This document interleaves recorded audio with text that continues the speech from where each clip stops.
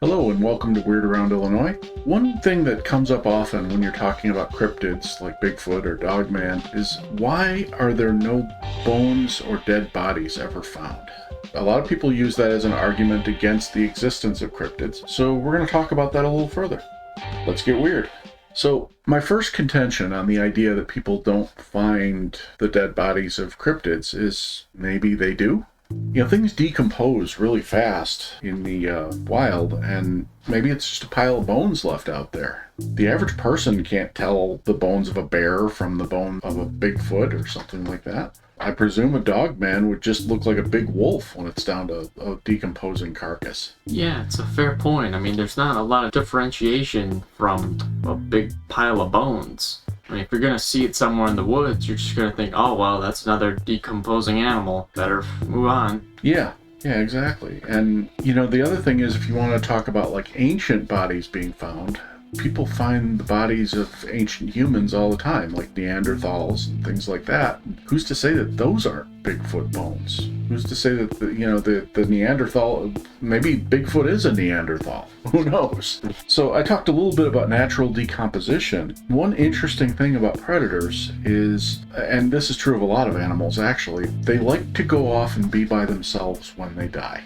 I don't know if it's to keep the scavengers away and hang on to those last couple minutes of life or what, but they tend to go far, far away from people and away from other animals, deep into the woods. Since these things already live so deep that people usually can't see them, imagine them going even deeper. And what are the odds that people are going to find that body?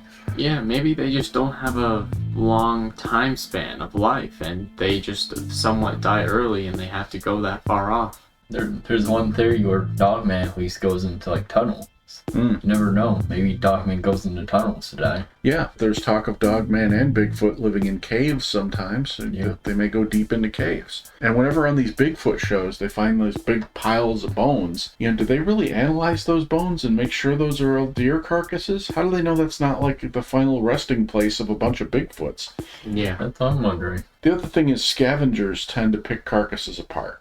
So you're not going to find, after a few days at least, a whole Bigfoot carcass in one spot. You're going to find a bone here and a bone there and a piece of fur over here, and you wouldn't be able to piece it together unless you had a full team of forensic experts out there trying to find each and every piece of a body.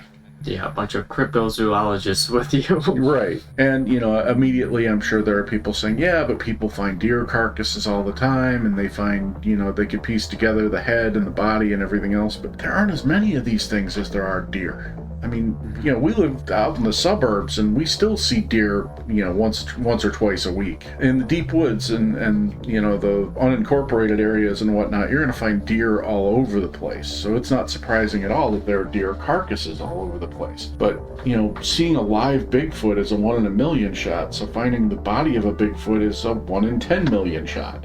Yep. Yeah, and like in the suburbs like this, you're most likely not going to find a cryptid. Right. From what I've heard, they're mostly in like the deeper woods. Yeah, but, you know, even in the deeper woods, the odds are very strongly against you finding one of these bodies. Yeah. In my opinion, sometimes Bigfoot particularly can have similar traditions almost as a human. And like kind of related to that, we often relate these like big random tree structures to Bigfoot, right? Mm-hmm. And, you know, we see them every few miles in a forest or something. They're pretty rare. Right. But nonetheless, we can't find an explanation for that. Have we thought about it being a potential burial ground or a gravestone of a certain Bigfoot or Dogman, actually whatever it may be? You know, I've never really heard that theory put out there before. And I think that's really interesting because, you know, everyone says, oh, they're shelters. Well, they're not shelters because they wouldn't protect you from anything. No, absolutely not. Yeah, and then they say they're wayfinders. They're there, you know, so Bigfoot remembers this is the place he has to take a left if he wants to go to the stream. Well, it seems to me he could put two sticks together and do that. He wouldn't have to build an elaborate structure. Yeah, I'm pretty sure on one of our own investigations, but that tree structure confused us. Mm-hmm. That's true. Which I guess that could be a strategic placement, but really don't think that's likely. But on all the Bigfoot shows we've watched, I don't ever remember anyone digging under one of these structures and seeing if there was a body buried under there. And everybody says that Bigfoots are very close to humans in terms of their behavior and development, so it would make perfect sense that they would want to bury their dead and protect them from predators. Yeah, now once more support the beings that could be Bigfoot.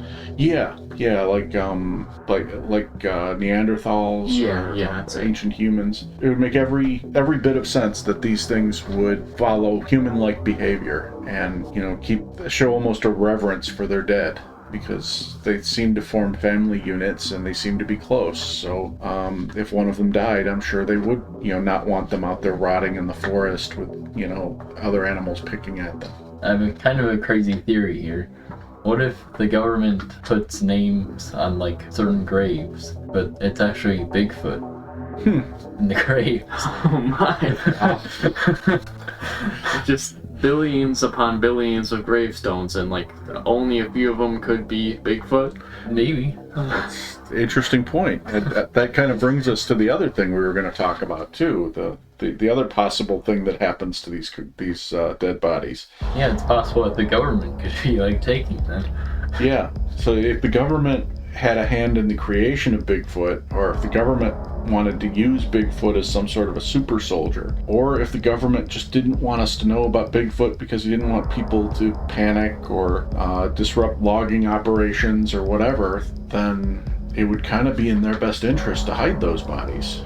And your theory, could be spot on. Maybe they are just putting them in unmarked graves or graves with made-up names or something. I remember in Mountain Monsters, the hunters basically found a gravestone somewhere. Mm-hmm. And it was really, really old. I think it had some name on it, but you never know, it could be in there. The same thing happened on 2 different episodes of Expedition Bigfoot. The hunt for Bigfoot often leads people to cemeteries for some reason.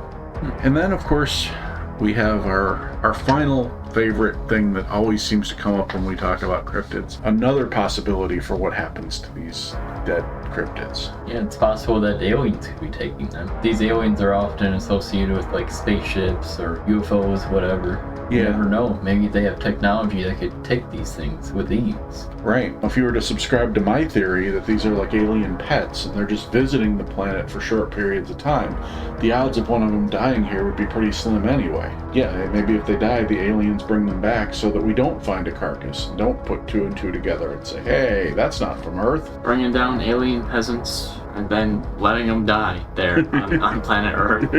Yeah. Alright, here's another strange theory.